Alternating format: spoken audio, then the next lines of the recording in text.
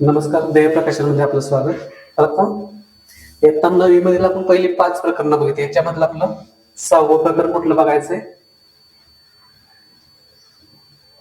अर्थनियोजन हे प्रकरण बघतो. तर अर्थनियोजन काय असतं? तर याच्यामध्ये काय काय प्रकरणामध्ये शिकायचं आपण? अर्थनियोजनची ओळख, बचत काय असते, गुंतवणूक, कर रचना, त्यानंतर आयकर गणना म्हणजे आयकर, इन्कम टॅक्स जो असेल त्याचं मग कॅल्क्युलेशन कसं केलं जातं या गोष्टी आपल्याला बघायच्या. तर आता सगळ्यात पहिल्यांदा बघू इथं की काय असतंय अर्थनियोजन म्हणजे काय. जे पैशाचं काय नियोजन, अर्थ म्हणजे काय पैसा, मग पैशाचं नियोजन कसं करायचं, काय संदर्भात करायचंय त्या गोष्टी आपल्याला इथं बघायच्या. मला कुठल्या कुठल्या गोष्टी आपल्याला इथं नवीन दिसतील. तर ठेव काय असते, ठेव काय असतं, तर कुठली जर गोष्ट आपण काय करतो तर इथं बघा जमीन, घरी यासारखं काय स्थावर बाबी खरेदी करतो, यालाच काय करतो, गुंतवणूक करतो असं म्हणतो. बचत म्हणजे एवढं काय करतो, पैशाचे ठेवलेलं असतं त्याला काय म्हणतो, बचत असं म्हणतो. गुंतवणूक म्हणजे कुठलं जर पैसे असेल म्हणजे सोनं असेल, जमीन, घर ह्या गोष्टीमध्ये केलेलं असतं, स्थावर बाबी असेल त्याला काय म्हणलं जातं, गुंतवणूक असं म्हणलं जातं.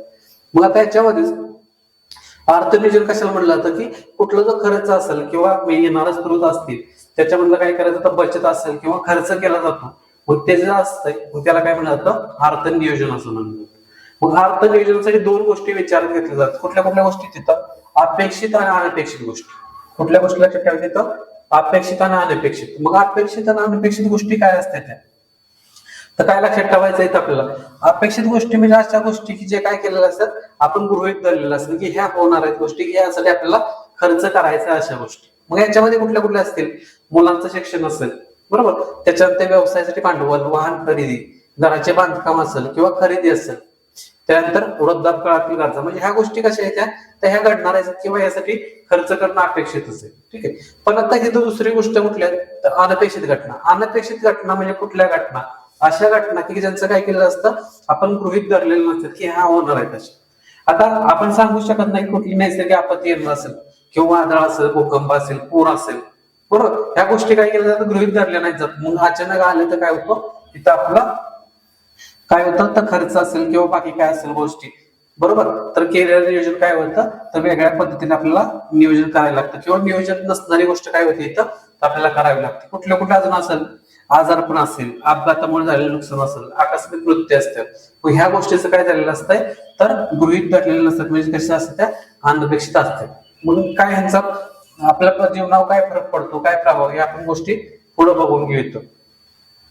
बघा इथं मग आता पुढे बचत. आता बचत काय असतं, जे कुठला इन्कम सोर्स असेल त्याच्यामध्ये खर्च करून आपण जी गोष्ट काय करतो, काय पैसे असतात ते काय करतो, बचत करतो किंवा एखाद्या सुरक्षित ठिकाणी ठेवतो, तिथं बँकेत असेल किंवा वेगवेगळ्या मार्गात ते आपण बघू पुढे की कुठल्या कुठल्या मार्गाद्वारे काय होतं, तर बचत केली जाते. तर आता बघा इथं मग बचत, आपण इथं काय झालं, बचत म्हणजे काय लक्षात ठेवायचंय की शिल्लक ठेवलेली जी काय रक्कम आहे तिला काय म्हणू शकतो, आपण बचत म्हणू शकतो. मग इथं दिलेत बचत आणि काय आहे, तर बचत आणि गुंतवणुकीचे मार्ग दिलेत वेगवेगळे. मग बचत आणि गुंतवणुकीचे मार्ग काय काय आहेत बघा, म्हणजे कुठल्या कुठल्या प्रकारे आपण काय करू शकतो, बचत आणि गुंतवणूक करू शकतो. कुठलं कुठलं मार्ग दिले इथं, मासिक उत्पन्न खाते असेल, त्याच्यानंतर सार्वजनिक भविष्य निर्वाह निधी असेल बरोबर, पीएफ असेल, म्हणजे पोस्टाचा आयुर्विमा असेल, पोस्ट ऑफिस मध्ये ह्या सगळ्या दिल्या तिथं. त्याच्यानंतर खाजगी क्षेत्रात असेल तर कुठलं कुठलं, बँकामध्ये कुठल्या कुठल्या, तिथं प्रत्येक फांदी दिली, इथं बँक, इथं खाजगी क्षेत्र, पोस्ट ऑफिस. मग काय करायचं आपल्याला, इथं वाचायचं जे काही इथं शिल्लक पांढरं आहे तिथं अजून कुठल्या गोष्टीद्वारे आपल्याला करता येईल, ह्या काय करायच्या गोष्टी इथं लिहायच्या, इथं लक्षात ठेवायचं आणि हे चित्र काय करायचंय, पूर्ण करायचं. गुंतवणूक. आता गुंतवणूक काय, इन्व्हेस्टमेंट. गुंतवणूक कशासाठी केली जाते, तर काय होतं, त्यातनं काय झाला पाहिजे, फायदा मिळाला पाहिजे. कुठलं तरी भांडवल असेल किंवा वेगवेगळ्या गोष्टीमध्ये काय तर शेअर्स असतील, म्युच्युअल फंड असेल, तर मग इथं काय केली जाते, गुंतवणूक केली जाते. त्याद्वारे काय होतं, ज्यावेळेस काय मुदत संपल्यानंतर किंवा ठराविक दिवसानंतर आपल्याला काय होतं येतं, तर नफा मिळतो किंवा फायदा मिळतो. यासाठी काय केली जाते, गुंतवणूक केली जाते. मग आता उदाहरण इथं दिलेत बघा, काय इथं काय दिलंय, शामरावानं 2015-16चं उदाहरण आपल्याला दिलंय. तर 15-16ला काय केलं, कर भरल्यानंतर त्यांचं किती उत्पन्न आहे, 6,40,000 रुपये उत्पन्न. ते दर महिन्या विम्याचा 2,000 रुपयाचा हप्ता भरतात. किती भरतात तिथं, 2,000 रुपयाचा हप्ता भरतात. आणि वार्षिक उत्पन्नाच्या काय होतं तिथं, वार्षिक उत्पन्नाच्या म्हणजे किती, 6,40,000 रुपयाच्या किती 20% रक्कम काय करतात, ते भविष्य निर्वाह निधीत गुंतवतात. किती रक्कम, 20,000. त्याच्यानंतर काय दिलेलं इथं, आपत्कालीन खर्चासाठी महिना 500 रुपये बाजूला ठेवतात, तर वर्षामध्ये खर्चासाठी त्यांच्याकडे किती रुपये उरतो म्हणजे बघा. तर मग काय करायला लागलं, पहिल्यांदा उत्पन्न किती त्यांचं 6,40,000.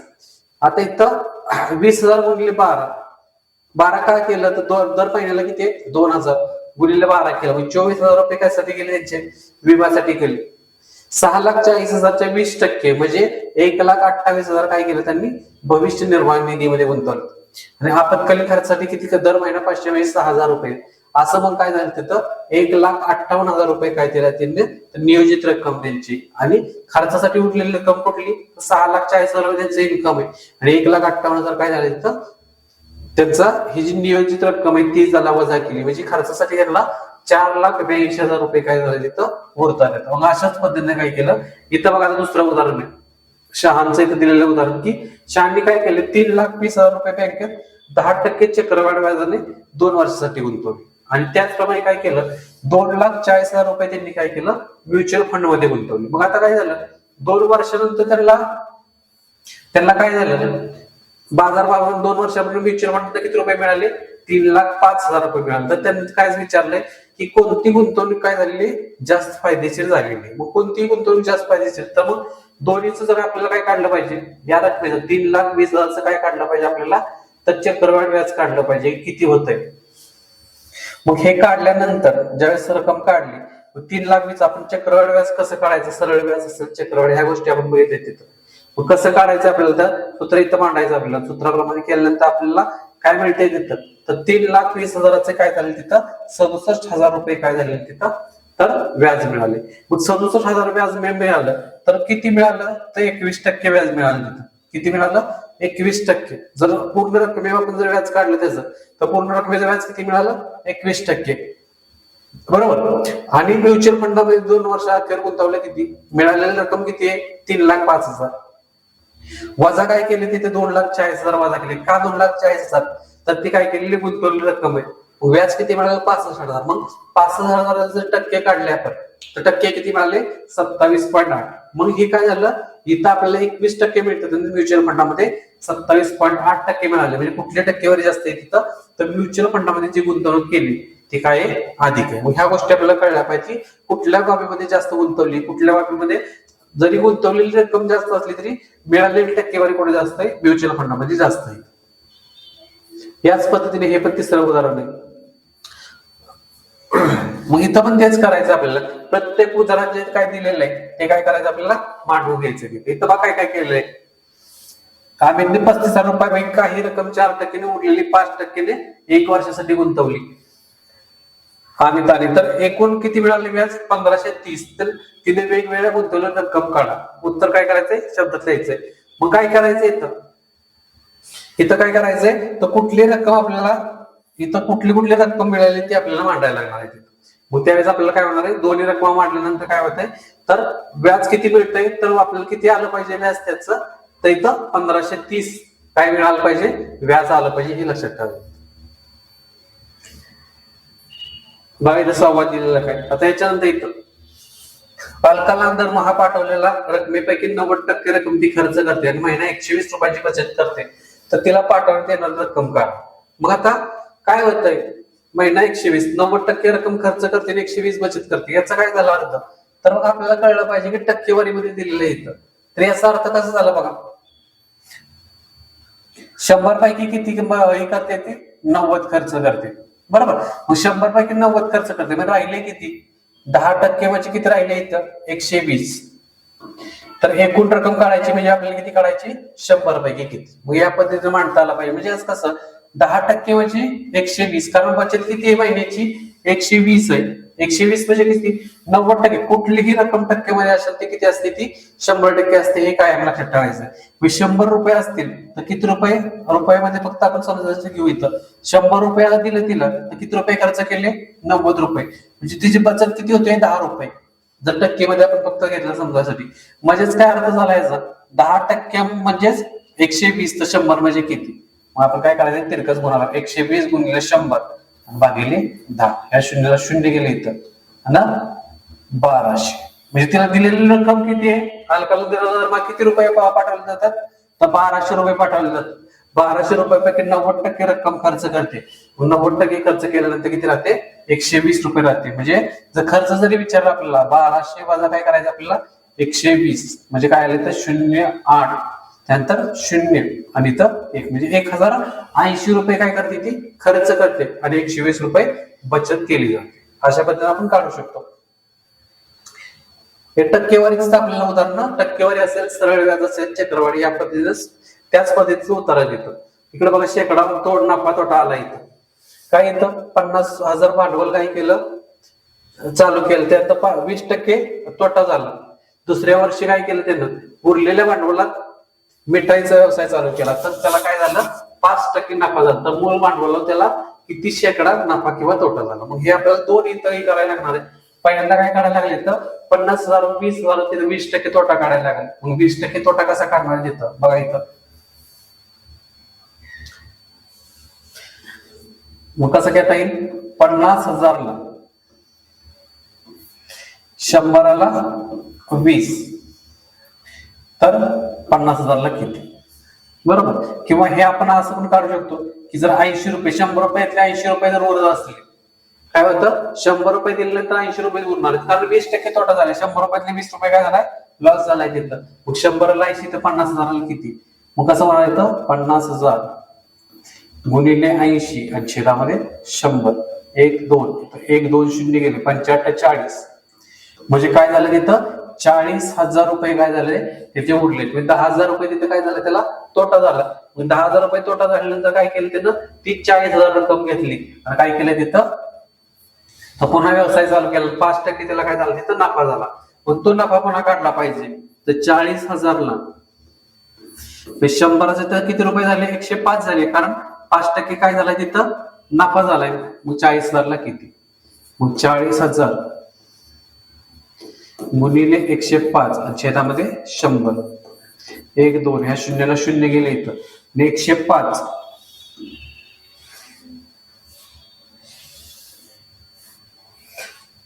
105 गुणिले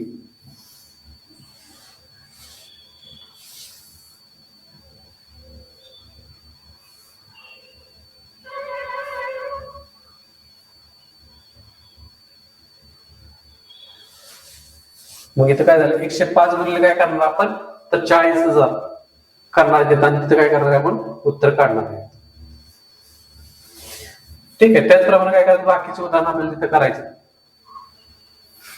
तर पुढचं उदाहरण काय बघून घेऊ इथं. ह्याच्यातले काय करायचं? त्याच पद्धतीने मग हे सगळे उदाहरण आपलं उत्पन्न काढा. इथं टक्केवर इथं काय केलं? म्युच्युअल फंडामध्ये गुंतवले. मग चक्रवाढ व्याजाने काय केलं? तर चक्रवाढ व्याजाचं सूत्र काढायचंय आणि त्याच्यावर आपल्याला ते उत्तर काढायचं, हे लक्षात ठेवा. पुढचं बघा. आता कर कुठल्या कुठल्या प्रकारचे असतात. आता कर कुठल्या कुठल्या प्रकारचे असतात ते बघून घेऊ. बघा इथं करांची उपयुक्तता पहिल्यांदा बघून घेऊ. कर कशासाठी? कर आकारणी कोण करतं? तर कर आकारणी काय करतं? कुठलं जे गव्हर्नमेंट असेल, स्टेट गव्हर्नमेंट असेल, नाही तर सेंट्रल म्हणजे राज्य शासन असेल किंवा केंद्र शासन, हे काय केलं जातं? त्यांच्यातर्फे कराची आकारणी केली जाते किंवा वसुली केली जाते. आणि विविध काय बघतो आपण? ग्रामपंचायतचे कर असेल ते पण कर याच्यामध्ये काय होतं? समाविष्ट असतात. इथं बघा करांचे प्रकार दोन. प्रत्यक्ष कर म्हणजे डायरेक्ट टॅक्स, आणि दुसरा येतो अप्रत्यक्ष इनडायरेक्ट टॅक्स. म्हणजे काय होतं? प्रत्यक्ष कर म्हणजे काय होतं? तर आयकर असेल तर काय होतं? तो जो प्रत्यक्ष व्यक्ती आहे त्याला काय केला जातो? तो त्याच्यावर आकारला जातो. संपत्ती कर असेल, व्यवसाय कर, आणि हे बाकीचे टॅक्स, केंद्रीय कर, मूल्यवर्धित कर, हे काय होत येतं? तर एका चेन काय होतं? ते सरकारपर्यंत होतं. जसं आता कुठल्या वस्तू असेल, एखादी काय केलं आपण? एखादा पेन घेत असेल, त्याच्यावर जो टॅक्स असेल तो आपण काय करतो? आपण डायरेक्ट गव्हर्नमेंटला जमा करतोय का? तर नाही करत. तो काय होतो? दुकानदारांना, त्याच्यानंतर दुसऱ्या होलसेलर असेल आणि त्याच्या मार्फत काय झालं? किंवा कंपनी असेल, मग कंपनी नंतर कंपनी काय करणार आहे? ती सरकारला बनणार आहे. अशा पद्धतीने तो काय जातो? सरकारपर्यंत जातो. म्हणजे जो प्रत्यक्ष वापर करदाता असतो त्याच्यावर भार पडत नाही. तो भार कसा होतो? तर दुसऱ्यावर पडत जातो. इथं मात्र काय होतो? तर प्रत्यक्ष करदाता असतो. आता समजा इन्कम टॅक्स आहे तो दुसऱ्याकडून घेणार आहे का सरकार? तर नाही. जो कोणी आता काम करतोय त्याच्याकडून ज्याला टॅक्स भरायचा आहे तर काय केला जातो? त्याच्याकडून घेतला जातो. इथं बघा आता फायनान्शियल काय असतं? ते वित्तीय वर्ष असतं. आपल्याला त्याच्यात कुठलं वित्तीय वर्ष? 1 एप्रिल ते 31 मार्च हे काय वित्तीय वर्ष, हे लक्षात ठेवायचं. त्यानंतर कायम खाते क्रमांक, पीएफ आपण बघतो की असं पॅन कार्ड बरोबर. पॅन कार्ड मध्ये कुठलं येतं? परमनंट अकाउंट नंबर देतं. बरोबर. परमनंट अकाउंट नंबर म्हणजे काय म्हणतो? पॅन, कायम खाते क्रमांक. काय असतो? हा एक परमनंट नंबर असतो, जो काय होतो, जरी आपण कार्ड बदललं तरी आपला नंबर काय राहणार आहे, तोच राहणार, नंबर बदलत नाही, ते लक्षात ठेवा. आयकर आकारणी. आयकर काय असतं? ते इन्कम टॅक्स असतो. ते ठराविक रक्कम ठरलेली असते की त्या रकमेच्या वर जर उत्पन्न असेल तर त्यातनं काय केला जातो? कर काय केला जातो? तर कराची वजावट होते त्या रकमेत. त्याच्यामध्ये आता दुसरं असतंय, मग कुठलं कुठलं असतंय त्यासाठी? उत्पन्नाचे 5 स्रोत. पगार असेल, धंदा किंवा व्यवसाय असेल, इतर स्रोतातून मिळणारे उत्पन्न असेल, किंवा घरी मिळकतीत असेल, म्हणजे घर म्हणजे जर कुठलं भाड्यानं देत असेल त्यातले असतील, त्याच्यानंतर भांडवली नफा असेल, कॅपिटल गेन जे कंपनी मार्फत असेल, किंवा इतर स्रोतातून कुठले मिळत असेल, तर काय होतं? मग त्यातनं आयकर वजा केला जातो. इथं तर गुंतवणुकीचे मार्ग कुठले असतील? म्युच्युअल फंड असेल, त्याच्यानंतर विविध योजना असतील, पोस्टाच्या असेल, NSC असेल म्हणजे बचत खाता, ते प्रमाणपत्र, गृहकर्ज मुद्दल, तर PPF असेल, शैक्षणिक शुल्क असेल, ह्या गोष्टी काय झाल्या? वार्षिक उत्पन्नातून वजावट केली जाते याची. हे केल्यानंतर उरलेल्या रकमेवर काय केलं जातं? तर टॅक्स लावलेला जातो. बाकी ह्या सगळ्या काय केलं जातं? वजा केल्या जातात. इथं दिलेल्या चार्ट कशाबद्दल आपल्याला? तर 60 वर्षापर्यंतच्या व्यक्तीला काय काय कुठपर्यंत करमत, हे दरवर्षी ज्यावेळेस आपलं बजेट होतं त्याप्रमाणे काय झालेलं असतंय, तर ह्याच्यामध्ये कमी जास्त केलेलं असतंय. जर 60 वर्षावरील आणि 60 वर्षाखाली असे दोन विभागणी केले जातात. कधी कधी महिलांसाठी असेल, अपंग असेल, वेगवेगळ्या गोष्टी काय केल्या जातात? केलेल्या असतात.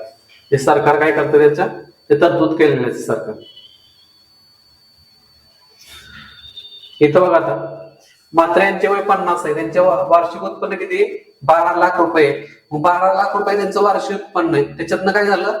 विमा हप्ता 90,000 रुपये, भविष्य निर्वाह निधी 25,000 रुपये, सार्वजनिक भविष्य निर्वाह 15,000, राष्ट्रीय बचत 20,000. मग काय होणार त्यातनं? मग हे 12 लाख असेल, त्यातनं काय होणार आहे? ही रक्कम वजावट होणार आहे. ही रक्कम वजावट झाल्यानंतर आता ही किती रक्कम मान्य आहे? तर 1.5 लाख जास्तीत जास्त काय आहे? वजावट काय आपण करू शकतो, जे काय उत्पन्न आहे त्यातनं.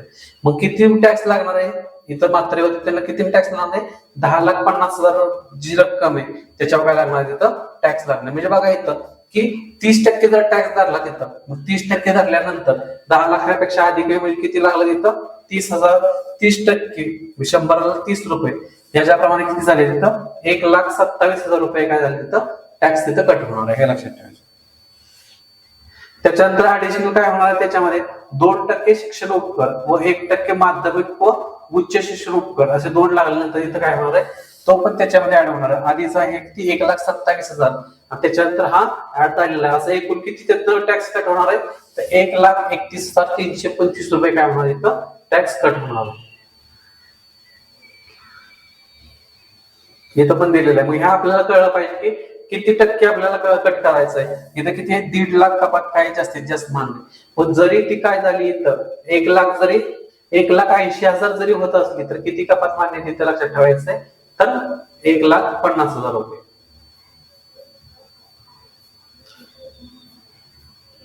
याचप्रमाणे काय करायचंय? इथं भरावे लागेल का नाही ह्या गोष्टी काय करायच्या इथं? तर आपल्याला भरून घ्यायचंय की काय दिलेलं आहे की किती त्याचं पात्रता किती, किती उत्पन्न झाल्यानंतर करपात्र कधी ठरणार आहे ह्या गोष्टी बघून घ्यायच्या चार्ट मध्ये. आणि त्याच्याप्रमाणे ठरवायचं की टॅक्स भरायला लागेल का नाही लागेल, म्हणजे आपल्याला कोण आहे आपल्याला इथं मांडायचं. ठीक आहे. ह्याच्यानंतर हे जे वेबसाईट येत आहे याच्यावर काय करणार आहे आपल्याला?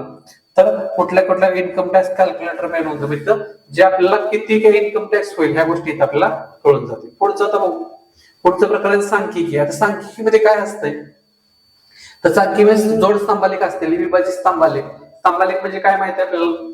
की जे काय असते आलेख असतात. मग इथं स्तंभालेख म्हणजे स्तंभ उभा असेल तो, विभाजित असेल, शतमान असेल, या गोष्टी काय करायचं इथं बघायच्यात आपल्याला. बघा इथं आता इथं दिलेलं इथं की कुठल्या प्रकारे, इथं फक्त आपल्याला वाचन व्यवस्थित करता आलं पाहिजे की आलेख दिलेला असतोय, किंवा आपल्याला एखाद्या वेळेस काय होतं की आलेख कसा तयार करायचा त्या गोष्टी आपल्याला, किंवा आलेख माहिती नंतर आपल्याला आलेख काढायचा असतो, ह्या दोन्ही गोष्टी आपल्याला आल्या पाहिजे. इथं बघा मग काय करायचंय? इथं आपल्याला काय, तर ह्या गोष्टी आपल्याला व्यवस्थित काय केलं, जी सूची असते ती आपल्याला सूची व्यवस्थित माहित पाहिजे. इथं काय दिलंय बघा, ज्वारीचं दिलंय, गहू दिले. ज्वारी कशाने दर्शवली? तिथं गोल गोल केले, आणि इथं काय केलंय? बाणाचं दर्शवलंय. याच्याप्रमाणे आपल्याला कळलं पाहिजे की ज्वारीचा स्तंभ कुठला असेल, कारण इथं लिहिलंय का कुठलं ज्वारी कुठलं गहू कुठलं, तर इथं दिलेलं नसतं. ते इथल्याहून आपल्याला काय कळलं पाहिजे की इथं ज्वारी कुठली गहू कुठली. बरोबर. मग बघा इथं हे गव्हाचं हे ज्वारीचं आहे. बरोबर. तर मग काय सांगितलं की 2010ला जर आणखी एक सांगितले 1 सेमी बरोबर 10 क्विंटल, 1 सेमी बरोबर 10 क्विंटल. मग आता इथं आपल्याला काय कळलं पाहिजे की इथं हे किती झालंय 30 वर आहे, इकडे 2011ला किती झाले, तर इथं मग आपल्याला मोजलं पाहिजे 1 2 3 4 5 म्हणजे किती झाले इथं 35. बरोबर. इथं तर काय दिलंय एका शेतकऱ्याचं उत्तर किती झालं तिथं 35 क्विंटल झालंय. इथं मग किती झालंय एक इथं उत्पन्न बघायचं तर इथं 40 हे किती 48 झालेले इथं. मग गव्हाचं उत्पन्न किती झालंय 48 क्विंटल झालंय असं लक्षात येतं इथं. मग प्रत्येक आता विचारलं त्याच्यानंतर प्रश्न काय विचारला इथं 2012 मध्ये 2011 पेक्षा ज्वारीचे उत्पन्न कितीने कमी, 2012 पेक्षा कितीने कमी, 2012 मध्ये 11 पेक्षा कितीने कमी, कमी आहे का इथं, तर कमी. इथं किती दिसतंय आपल्याला ही लाईन कितीची 10ची, 10 इथं 12 आहे, इथं किती दिसतंय आपल्याला तिथं 1 2 3 4 5 म्हणजे किती इथं दिसतंय 15, इकडे किती दिसतंय 12, म्हणजे तेवढं काय झालं कमी उत्पन्न झालं. मग हे आपल्याला आलेख वाचता आला पाहिजे कुठल्या प्रकारे दिली त्याची सूची व्यवस्थित काय करायची तिथं आपल्याला दिलेली पाहिजे. बघा इथं जर बघितलं आपण 2011 2012 दिलेले काय झालं इथं जर ह्याचं उत्पन्न बघितलं किती मिळालं इथं 48 आणि इथं गव्हाचं जर बघितलं ज्वारीचं बघितलं तर 12, एकूण किती उत्पन्न झाले 7, अशा पद्धतीने दिलंय. मग ह्या सगळ्या कुठलं जरी आपल्याला विचारलं तरी आपल्याला ते सांगता आलं पाहिजे कुठला किती उत्पन्न आहे किंवा ह्याच्यावर जेवढे प्रश्न असतील काय. आता इथं दिलं 2010 मधील गव्हाचे उत्पन्न 2012 मधील गव्हाचे उत्पन्न यातील फरक किती. मग 10चं किती आहे 30 आहे, त्याच्यानंतर विचारलं कुठलं 12चं किती आहे 48 आहे, मग कितीचा फरक झाला तिथं तर कितीचा फरक झाला 18चा. मग ही उत्तर आपल्याला सहज देता येणार, पण त्यासाठी आपल्याला वाचन करता आलं पाहिजे, आलेख कशा पद्धतीने वाचला पाहिजे ह्या गोष्टी आपल्याला कळल्या पाहिजेत. विभाजित स्तंभ आले. आता विभाजित म्हणजे काय असतंय तर विभाजन एकाच स्तंभाचं काय केलं जातं विभाजन केलं म्हणजे एकाच मगाशी काय होतं 2 स्तंभ होते, इथं एक स्तंभ होता इथं एक स्तंभ होता. आता तसं नाहीये, आता काय केलंय एकच स्तंभ दिलेला आहे पण त्याच्यामध्ये काय केलेलं 2 भाग केले. म्हणजे बघा इथं काय केलंय हा गव्हाचा इथं त्याच्याच वर करतो दिलाय तर ज्वारीचा दिलेला आहे. मग इथं आपल्याला हा फक्त विचार करताना किंवा वाचताना कसा वाचणार हा किती आहे 30 आहे आणि हा किती वरचा तर 10, म्हणजे किती झाले एकूण उत्पन्न किती झाले 40 क्विंटल झाले, परंतु त्यातलं काय झालंय 30 क्विंटल काय झालेलं आहे गहू झालेला आहे आणि 10 क्विंटल काय झालेली आपली ज्वारी झालेली आहे. बरोबर. मग ह्या गोष्टी काय करायच्या इथं तर लक्षात ठेवायचं आपल्याला.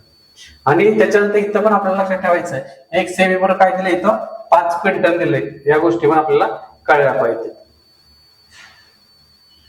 मग किती उत्पन्नाच्या किती उत्पन्न आहे. आता पुढचं शतमान स्तंभाला म्हणजे काय असतं शतमान म्हणजे काय तर टक्केवारीमध्ये आपल्याला तिथं करायचंय. इथं बाकीच्या गोष्टीमध्ये कसं करायचं आपल्याला संख्येमध्ये निवडायचं होतं, इथं मात्र शतमानाचं असेल तर काय करायचं तर आपल्याला टक्केवारीचं घ्यायचंय. म्हणजे बघा इथं गव्हाचे उत्पन्न 30 ज्वारीचे 10 आहे तर काय करायचं तर एकूण उत्पन्न शतमान काय करायचं रूपांतर करायचं. मग शतमानच करायचं काय केलं 40 पैकी किती गव्हाचं उत्पन्न 30 आहे 40 पैकी 30 बरोबर, टोटल किती आहे 40 पैकी झालं 30 गुणिले काय केलं 100 म्हणजे काय झालं इथं 75% काय झालं उत्पन्न तर गव्हाचं उत्पन्न झालं. इथं जर विचार केला तर टोटल उत्पन्न झालं किती 50 पैकी जर विचार केला तर 35 काय झालं तिथं तर 35 उत्पन्न कशाचं गव्हात झालं गुणिले 100 म्हणजे 100 का करतोय तर शतमानात रूपांतर होऊन 70 झालंय. अशा पद्धतीने आपल्याला करायचंय. इथं